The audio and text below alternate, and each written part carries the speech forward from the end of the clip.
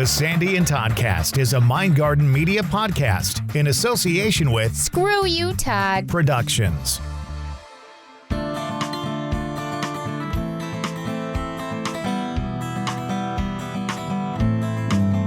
It is another audio cast of the Sandy and Toddcast. I'm Todd.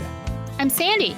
And this week we have all of our friends all together on an episode talking about ghost hunting and history and people walking into black mists. So yeah, I know. I'll never escape that, Todd. Ever. You never will. Some of our very favorite friends, Damon and Sue and Dennis, are on this podcast with us. And so we want you to stick around for Season 3, Episode 7. We're calling it Ghostober Part 1.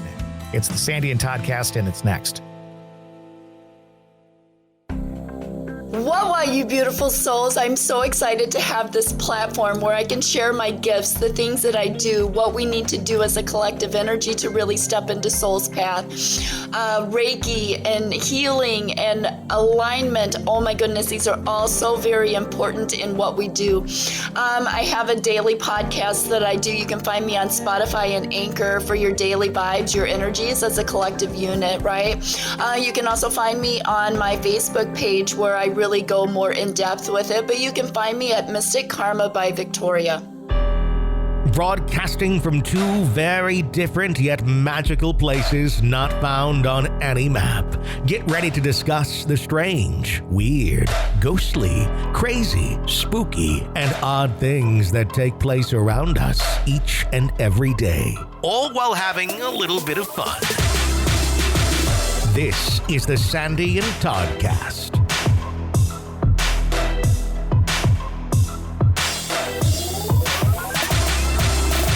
Ghostober Part 1 is on. It's time to dig in and do this whole thing. Hi, you. Hi, you. Ghostober is finally here.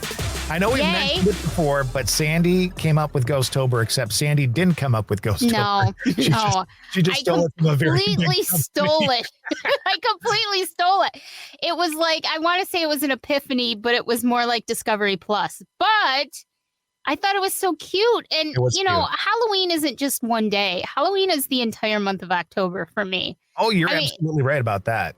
We started decorating in early September because Dave hates going out in the cold every year to decorate anyways. Yeah. So I said, Dave, you know what? It's been a rough couple of years. Let's just really celebrate Halloween big time this year.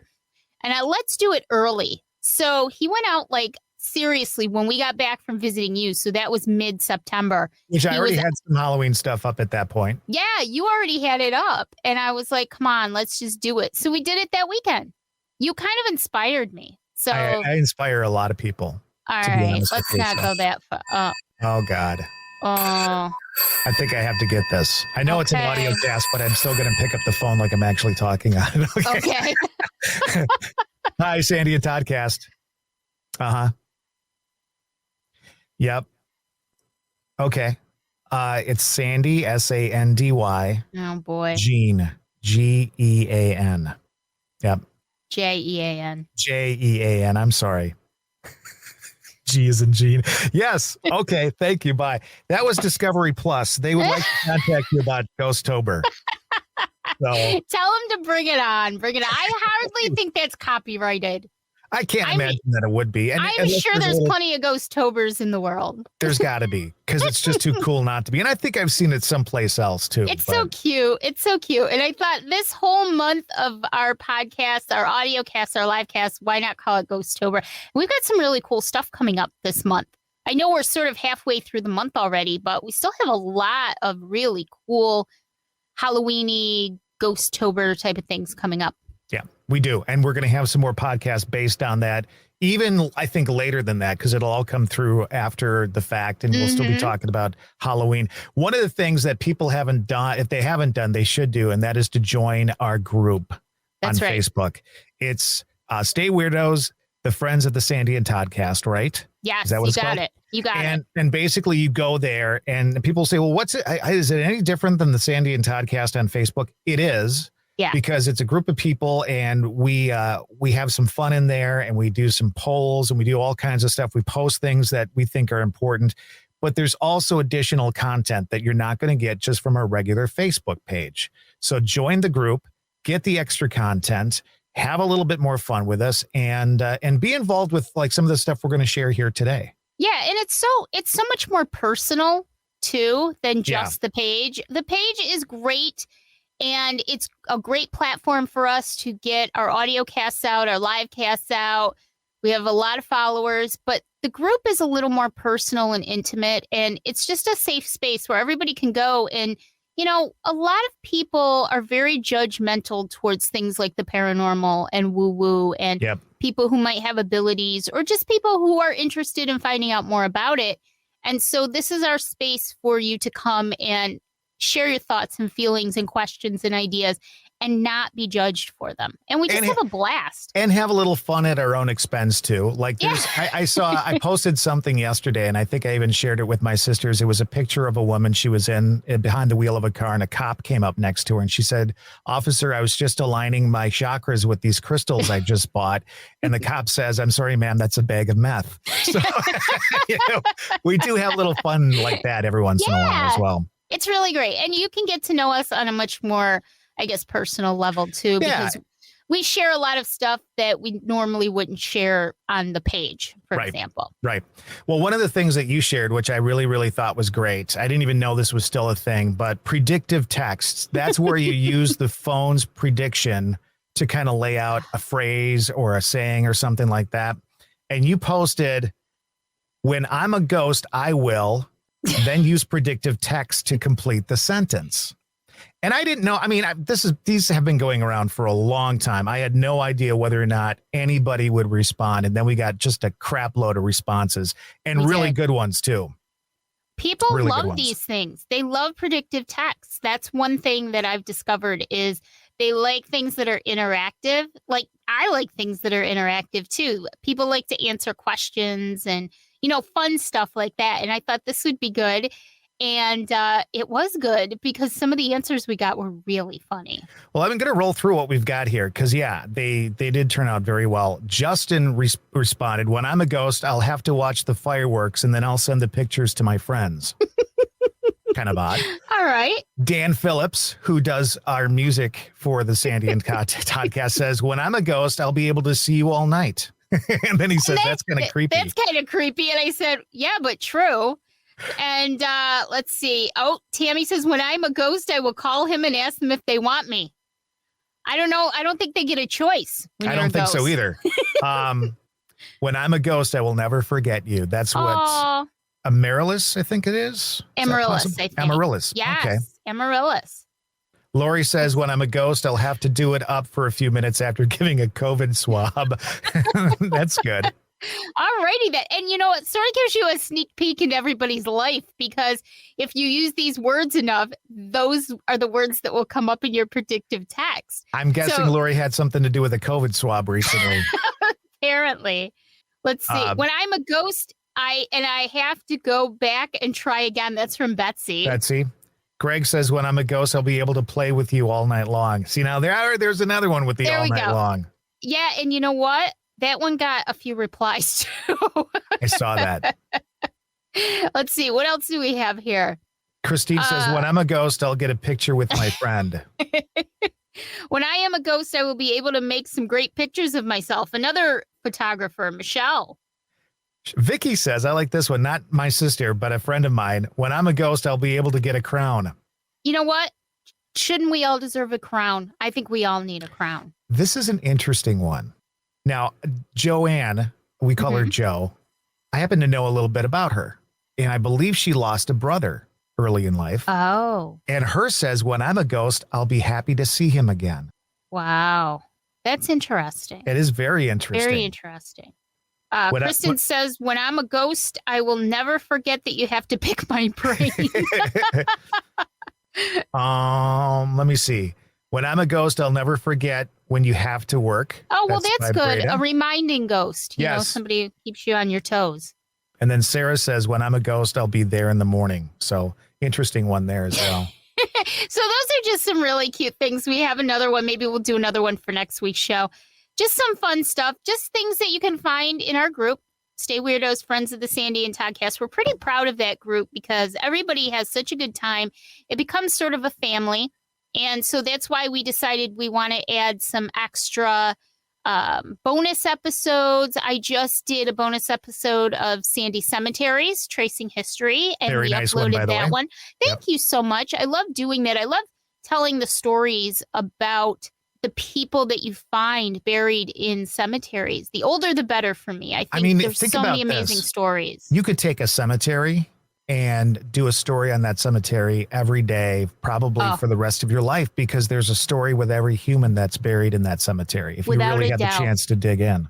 You can learn so much just by walking through a cemetery. You can learn so much about history. And of course, I feel like, and I know a lot of people do as well, I feel like if you're going to be interested in the paranormal world, you really have to enjoy learning about history because they sort of go hand in hand. So I thought Sandy Cemeteries would be a great one. And thank you for suggesting it to me to do some stories on. And this one was of a little boy in Oxford, New York, who passed away, Little Merritt's Tomb. So if you'd like to hear that story, it's a really good one. Just join our group, Stay Weirdos, Friends of the Sandy and Toddcast. And then the other night, we were guests on Dudes with Brews on a on a Porch. I Porch. love the name of that podcast with our friend Drew. And we videoed it. So we actually put that bonus episode up in our group as well. Yeah. And we were talking about spending some time coming up with this podcast that we're doing today, spending time with Damon and Sue and Dennis. Yes. We actually have an after the podcast on our on that group as well. So you get even more information that you're not going to hear here. So there's always extra content in our group. Just go and join the group. I'm so proud of that group. I love our group. Nice Really, job, really by the way. great. You're the one who came up with all that stuff. Thank So, you. Thank you yeah. very much. You're the smart one. So season 3, episode 7. This is Damon and Sue and Dennis. We're calling this one Ghostober Part 1. Sit back and enjoy it. It's the Sandy and Toddcast. Here's the thing. Before these broadcasts, we always just kind of shoot the shit, basically, is what we do. And immediately tonight, it got all blue on us. I don't know how it happened, but I think the one person in the group none of us expected it from is the one who brought it to the table. So that's all I'm going to say on that. We all know who I'm talking about. No? Damn it, Dennis. Oh, I thought you were going to Give say that away Sue. or anything. So, Thank you, Dennis. I love you too. Love you Well, guys we too. can't cast blame on Sue all the time. I got broad shoulders. It's all good. you know, Sue, I just have to tell everybody what these guys put us through. Just because, Oh, my God. Just Here we go. Look at because- this. yeah, just because we have not much fear and we go into it with a yearning for understanding and knowledge, they Breaking think the that law. it's funny to make fun of us. You know, you and I could write a book, and publish it, and it would be go Oh, like Dennis, wildfire. watch no out. offense, Dennis. It's nice to know that I have a kindred spirit in this with me. It's not just all the Absolutely. boys. I got your So- back, hon. I got your back. I think the real question is between Sue and Sandy, who is worse? Oh, boy. And see, I don't know Sue that well. I only know Sandy, and after you see somebody you and I will dance on a talk later, grave. Todd. Okay, well, we can talk. We can talk right now on the podcast. If as you- far as I'm If you concerned. get all your information from him, yeah, it's going to look real bad for me, no matter what. He's There's known more for than too just long. me. You should see this group chat we have. This is crazy. And of course, Damon is the king of, yes, see, we're always innocent. Damon is the king of memes. And so we always have a different meme greeting us Oh every my time God. we talk in the chat. Do I have to pull some of these up Pull already? some of the Possibly. memes out. Pull All some right, of let the me see if I memes can out. find some good. First of all, I want to say that the podcast is brought to you by Nuts on Clark in Chicago. And also I need more of that. the Dairy Queen of Wisconsin.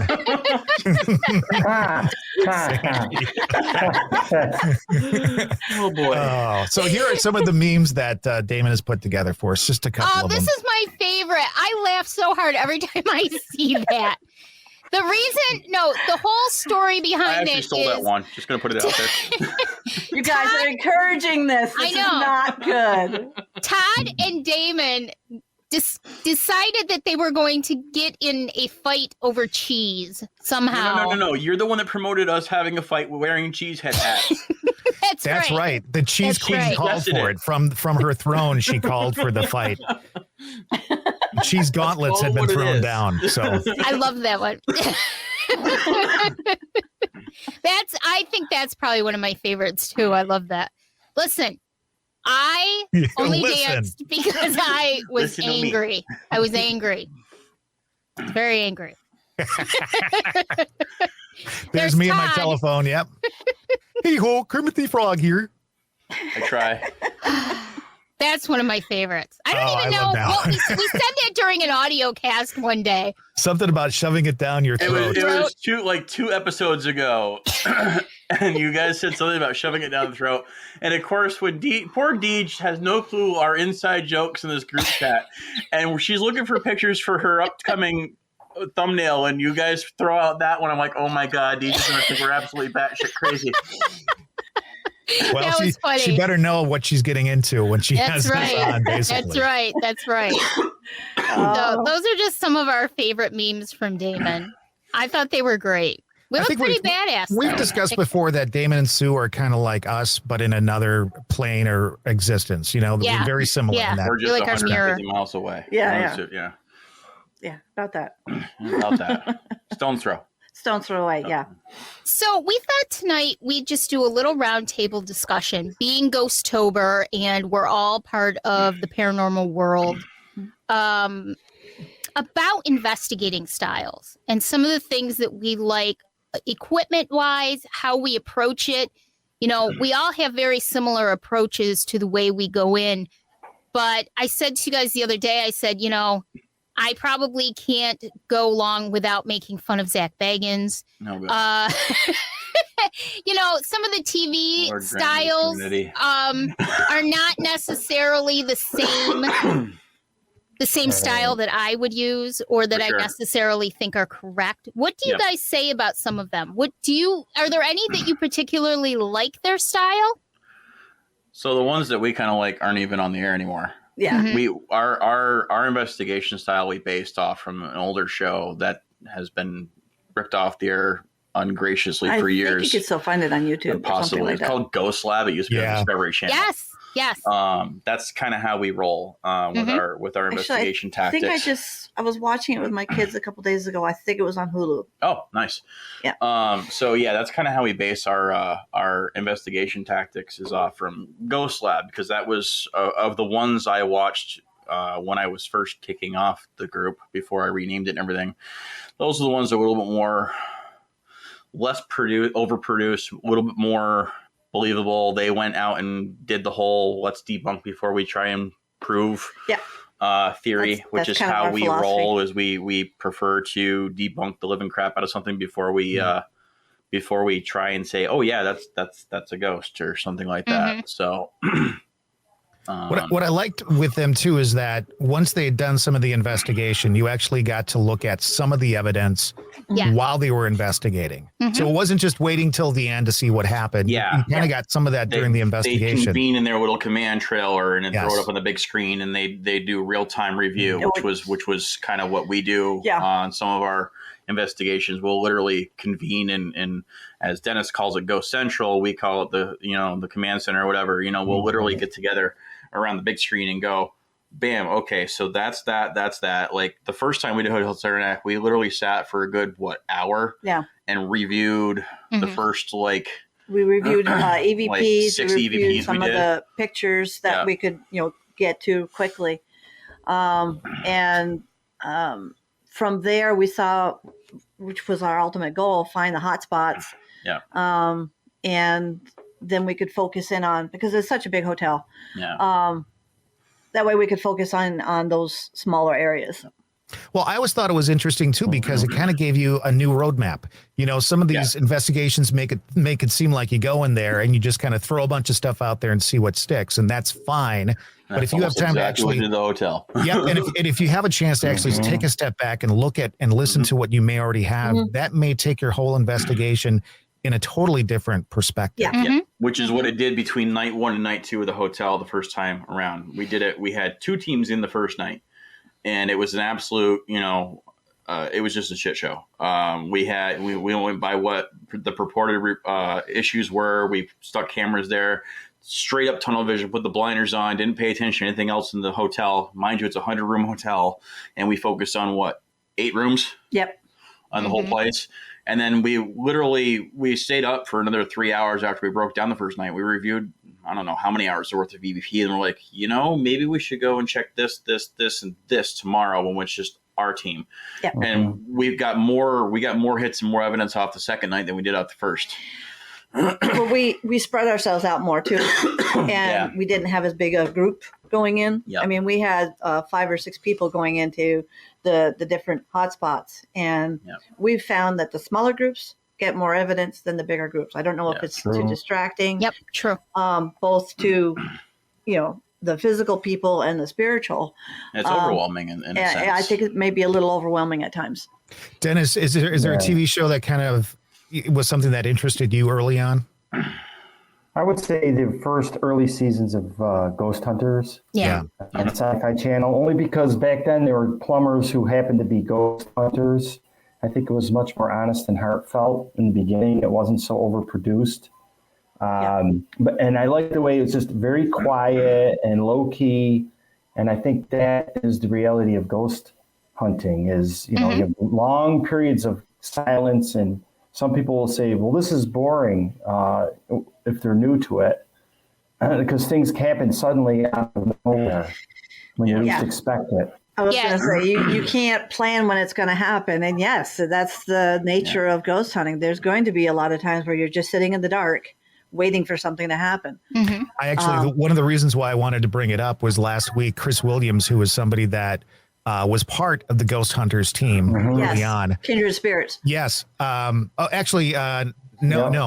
Chris Williams is the other one. Yeah. Oh, okay. And people have been on her like, why aren't you getting back into the field? Why is it? And she basically said on her Twitter, I went from Ghost Hunters, which was no bullshit, to GHI, which was Ghost Hunters International, where they went all over the world. And she said, bullshit stunts, like bloodletting going on. And now she says some of the shows out there, everything's demonic, everything's a portal, and there's just no reality based to it at all. And I thought that's what's kind of sad for me. I realize that we all, there's entertainment. I understand that. But for those of us who actually go out and investigate, it's kind of sad to see where these programs are taking us. Yeah. Yes. Now, and that's kind of where we're at with some of these shows that we see these days. It's just crazy. Now, Dennis and Dave and I, Fort Schuyler, we have a very low key, laid back approach. Ours is more of observing. And so those silences, the whole time, we're not just sitting there being bored. The whole time that we're sitting there quiet, we're observing, we're taking in smell and sight and hearing and everything. And we're so low key and laid back. And we get some amazing evidence just with 3 people. That's when they're not dropping the F-bomb in a sanctuary. I know, right? But I would say that our investigation style is a little bit across of a little bit of the original Ghost Hunters, which, by the way, is on Discovery Plus. I think now it's on Discovery Plus. I've been watching some of the original ones. I'm up to Dude Run, and I like the original ones. Yeah, me too. Without a doubt, me too. And also, we put a little bit of Kindred Spirits in there. And Kindred Spirits is one of my favorites. And so being somebody who's open and sensitive and, dare I say, even a medium, that approach, that caring approach, that very open and easy to communicate with approach that we all take, I think really lends itself to a great investigation style. And like I said, we get some really, really good evidence that way. And just to mention about reviewing evidence during an investigation, we did an investigation in August, and in the middle of it, Dennis got a picture that really, we pointed it in one direction. We had already been in that area. We point and got some interesting stuff. We went upstairs. He pointed the camera back in that direction and actually got what we believed to be some sort of energy in that area. We went back down eventually, too, because we followed the evidence. We went back to see if there was anything else we could get. I think that's a really smart way of Is that doing the one it. you sent to us to have us look over? Yes. Yes. Oh, Yeah. okay, cool. Yeah. And I got one too, which was interesting. We both got them. Yeah, that was So pretty that awesome. tells you, that kind of tells you that there's something going on there. So I love that style. I think it's much better than a very overcomplicated, frantic style, a demanding style, a taunting style. I mean, you taunt when you have to taunt. You do what you have to do. You grave dance when you feel you want to do Exactly. the move. Walk Exactly. through And that black whole mess thing. when you need Exactly. That's right. You know? Exactly. But Right. to go in there expecting that, I think is the wrong approach completely.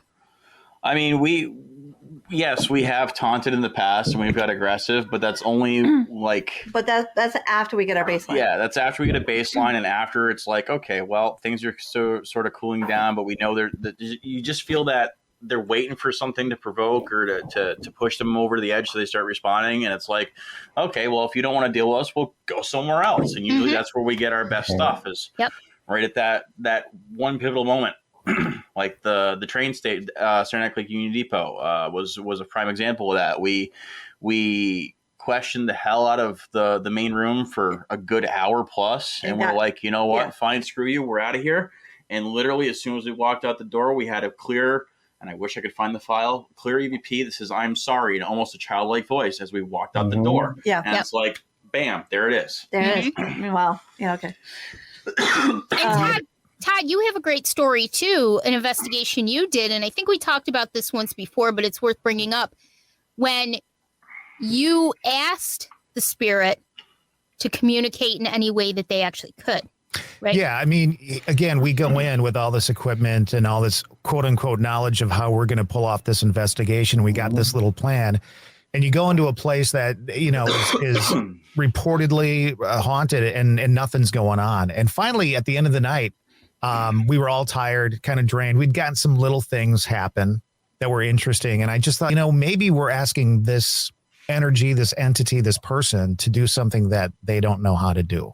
Maybe they don't understand how to communicate with a spirit box. Maybe they don't understand what, you know, a K2 meter is or whatever it might be. And I just said, you know, at this right now, get all the energy you can, do something you know how to do, something you do every day that you know how to, that you can do to communicate. And I literally said, do it right now, 3, 2, 1. And at that exact moment, it was at a restaurant, at a bar, the cooler door handle, you know, those big metal cooler doors that they have in restaurants. The door handle popped out and popped back in at that exact moment. Wow. Nice. And for me, that wasn't just a, hey, we got a response. That was a, you stupid fool. People communicate differently, even in the human world. Some of us are writers. Some of us are speakers. Some of us, you know, do music and art. Same thing there. You know, there's different ways of communicating. So we can't go into these things feeling like we're going to tell them how to communicate. We can't do that. We at the same train station, there was a gentleman back in the day that used to play the organ. Piano. Well, similar. Yeah. They sound just like us. Oh my God. Just dealing with a small child. There's two stations. They're 10 miles apart, and the stations had twin upright pianos. Take it away. Interesting. Anyways, when we directed our conversation towards a gentleman that used to play the organ, we heard piano music. And 3 again, o'clock in the morning in the middle of nowhere. yeah. And it was That's just, cool. and there's no more piano or anything in there anymore that could even do that. There's nothing in that corner anymore that could even do that. Yeah, there's nothing in the station, period. That was before we started doing the additions and putting more stuff in for the train. They had pulled everything out of that corner. Yeah. So, and then when we did Dennis, when we went down to Sylvan Beach, and we were talking with, I forget the guy's name. Dr. Kavanaugh. Thank you. Dr. Kavanaugh, yeah. And between Sandy, Michelle, and I, we kept kind of poking the bear, so to speak, all night long. Not you. Yeah, me. I know. It was their fault. So. Right. I'm sure you didn't need much help.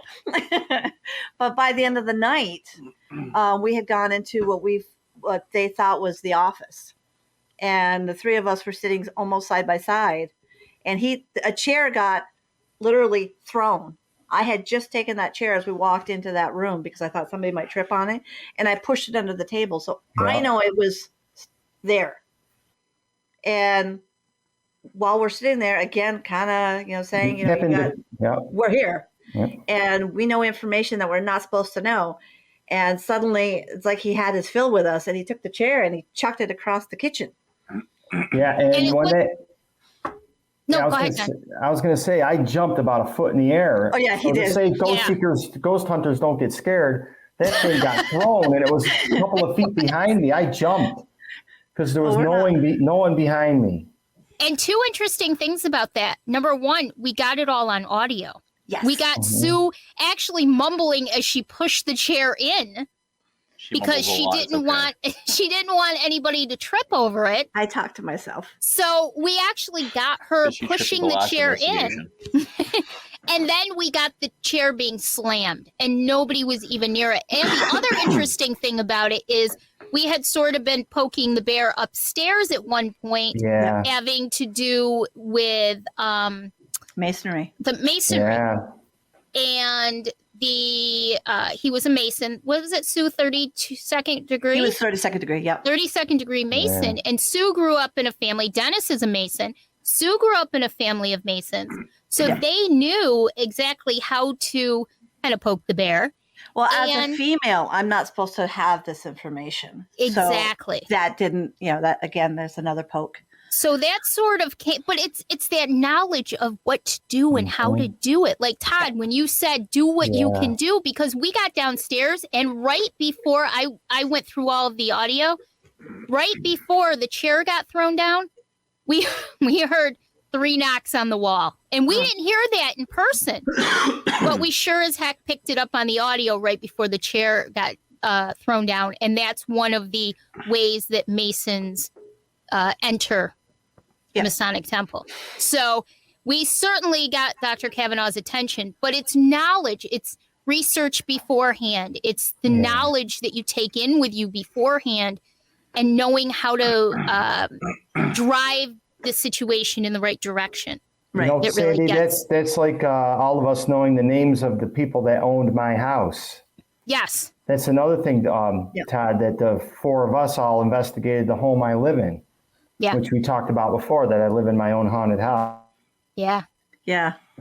I left. I had slept in, I think it's your office, and I left a REM pod on while I was sleeping, and it went off twice. And the second time I said, you know what? Some of us have to sleep. So I reached over and I shut it off. And all of us had to sleep. And you had the damn thing so fucking loud. I was curious. Yeah, I would have been too. If they were going to come around while we were sleeping, and they did. Dennis, I know you guys investigated. Does anything happen on a daily basis that while you're not investigating, things are just happening? All the time. Last night I was asleep and I heard a noise and I looked over, my closet door opened and I was so tired. I'm like, you know what? Just, okay, whatever. And then when I woke up this morning, it was closed. Don't you get used to it? I would assume you get used to it. I was just like, what are you doing?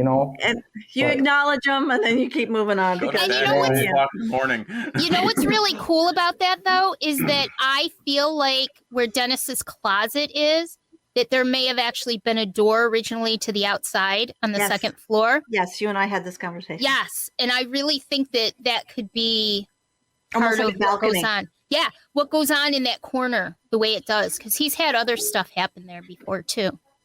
So very interesting. I love that house. Yeah, we need to all get together and do it again. You're an author. Are you going to write a book about your house? I'd like to actually. You should. Yeah, actually, starting to work on in Central New York. The investigation all of us did on this house is actually going to be in the book. Sweet. That's awesome. Sweet. Dennis is frozen. Let's talk a little bit about some of the press that you've gotten, Dennis, just recently. That's one of the book signings coming up. This guy's all over the. Look at that picture of him. Looking so good, dapper and professional looking. If only they knew Dennis. Somebody put some turtle wax on that dome there. Well, I mean, that guy on the program. We should have him come on the program one of these days. Yeah, maybe we can invite him up and do an investigation with him. Yeah. Yeah, that would be That'd cool. be great. He's so famous now. I love this one. Damn.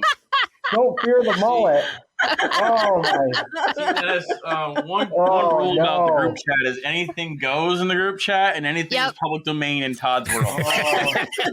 Well, here's the problem. I didn't put these photos together, as Sandy pointed out before the broadcast. She's the one who organized everything, so I'm just pulling up random stuff here. Who knows what we have coming up? You know, I put that my hair there on a milk carton. You know, missing. Did anybody call the 1-800 number looking for it? I don't know if anybody spotted that in about 20 years.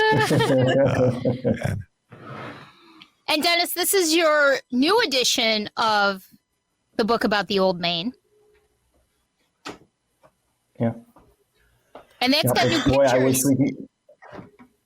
Yeah, new pictures, new forward. I added some content. But boy, that I would love for us to be able to get in there to ghost investigate. We just can't. It's owned by the state of New York, and they got a fence around it. They'll arrest you if you even try to get in there. But who knows how to get into fences? So does Sandy, yeah. I have a tiny. I wasn't by myself. He was with me. I know, that's the problem. I have a tiny little confession to make. A few months ago, Dave and I were driving around, and I said, "Let's go over to the Old Main." And I did kind of walk up in a little bit and take some pictures. See, it's not me. So you're not allowed to be with either of them. Hey, they know how I am. You guys remember when I went into the attic at I know how you are. At Trudeau. What did I remember? What did I be into? Yeah. What did I find in the attic? Do you remember? I handed it down to you. Bra? No, not the coconut bra. It was something even better. You guys remember what it was, Sue and Damon? I think it was a coconut bra, if I'm not mistaken. I think that is what you found. That was a trigger object. I was doing it all in the pursuit of ghosts. Dennis, it I love my craft, Todd. It triggered me. Wow. No, was it the letters that you found? It was the letters. It was some of the pictures of some of the past people that were patients. Yep. We found you found that book of poems from one of the patients. Oh my goodness. Yeah, that's but don't crazy. you remember I found the antique toilet up in the attic? Oh yeah. No, that was it. That was in Dodd. That was in Dodd. Okay. Yeah. Well, it's the same thing. He grabbed the ladder and started climbing up, and he goes, "Can I do this?" And I said, "You're doing it." Good thing I didn't know about that one. Oh yeah, you know that the old water closets that you pull the chain and you asked why it was sitting on the floor. It might have come from the hole in the ceiling. Wow. Damon, I think you need to take control of your group. It sounds like there's nobody running that thing over there. But so the Old It's always fun when I hear over the radio, "Bring the screwdriver." You never know what you're going to get. But we are dedicated to our craft.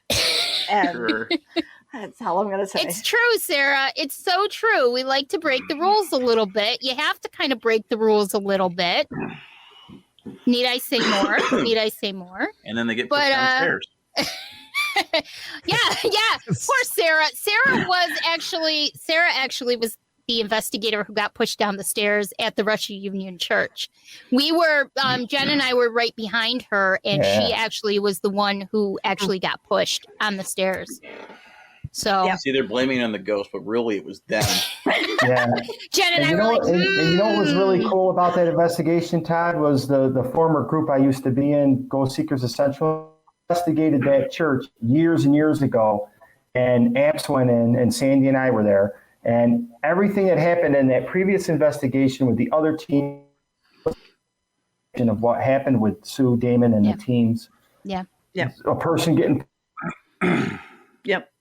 pushed down the stairs, the second floor Bay Area, the incident down in the one-room schoolhouse. It was like, you can't make these things up. It was so odd. It was just spot on. It was just crazy energy in there. Sarah and Jen and I were upstairs a lot that night. We kind of stuck together up there, and we could actually feel whatever it was up there moving around and kind of playing games with us. Mm-hmm. We could validate it with our equipment, but it was playing games with us all night long. Yeah. And the great thing was the way it moved, it actually moved it followed the old floor plan. It never went across the center. It followed the horseshoe. Yeah. Yeah. And a lot of this stuff you don't even truly think about until the investigation's over. Right. And then you sit back and you think about it and you're like, oh my gosh. Yeah, we did, Sarah. We actually had to chase it around because it would come up to us and back off and come up to us and back off. And we were moving, taking it around. Yeah. Yeah. We were nervous. He scared us. We were nervous. Yeah. He scared us. Dennis, he scared us. We had gone upstairs at one point, all of us, and sort of surrounded the whole inside of the room. And that's when we kind of did a little bit of provoking. And Dennis had gone up into like the attic. Is that what that was? Into the bell tower. Yeah. And at one point, we kind of called Dennis and we got nothing. So we started to get really nervous. About 5 times. Yeah. Well, what I did was I had started to meditate, and it's never happened to me. I fell asleep while I was meditating. Meanwhile, I'm like, well, he signed the non-liability waiver, so I mean, we're good. We're good to go. Let him find in the morning. And then, when we were down in that one-room schoolhouse, I was there when Elf got pushed to the floor. Yeah. And she touched that overhead beam. Yeah. And that's the exact spot that when I was there with Ghost Seekers that we picked up the F-bomb on an EV. See, and that's why teachers tell us never to jump up and slap the door casing. Well, what makes it even more interesting was about 20 minutes before, Amy Lynn and I had gone down to use the bathroom, and she was in the bathroom, and I went into the kitchen not knowing what was going on, and I put my hands, and I can feel stuff, I can feel energy, and I put my hands up on that beam, not even thinking, and immediately pulled them off. Like, just felt a little dizzy, a little bit just kind of nervous, immediately pulled them off. Didn't say anything because I didn't think I thought it was just me. And about 20 minutes later was when that happened. So that's pretty scary. Crowds, arguments, loud noises, narcissists, energy vampires. Does that seem scary to you?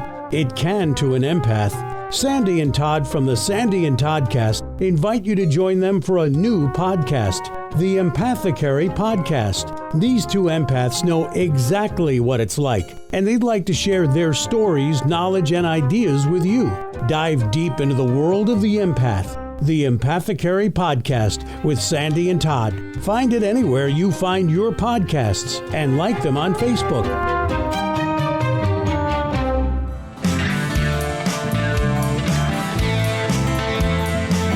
Talk about different personalities. Yeah, without a doubt. Well, Damon and Sue are very much like us to a certain degree. They sort of mirror us a lot. Now, of course, Damon and Sue from APS, Adirondack Park Paranormal Society, and they've been on the show a couple of times now, and they'll be on the show with us a couple of more times in the coming weeks. And just very insightful. They are very much like us in a lot of ways, Todd. They kind of mirror us a little bit. I think Damon's more intense than I am. Yeah, I think so. And I think Sue is you, but on a higher level. I think they're us, but like maybe 2 or 3 levels above us. Yeah, in their personalities. they've sort of evolved a little bit more, I think, in everything, in their thinking, in their thought process, maybe than we have. I'm okay with basically saying that I'm a simpleton next to those guys. That's okay. But then you talk about personalities, and you got Dennis, who's one of the nicest guys out there, and just so nice. Yeah. And Dennis, you know what though? Dennis has sort of like this blue side to him that he's no comment. Yeah.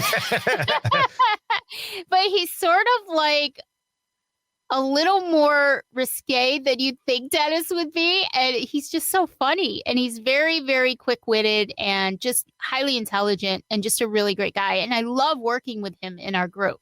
Yeah. And a great writer, too. He's got many books out there. And we mentioned where you can get some of his books. And I'm sure they'll be in the notes and stuff like that for the podcast, too. Some of the books that he's written and all that kind of stuff. So we're going to have part 2 with that same group we just talked about in the next podcast. So if you enjoy it, make sure and listen to the next one.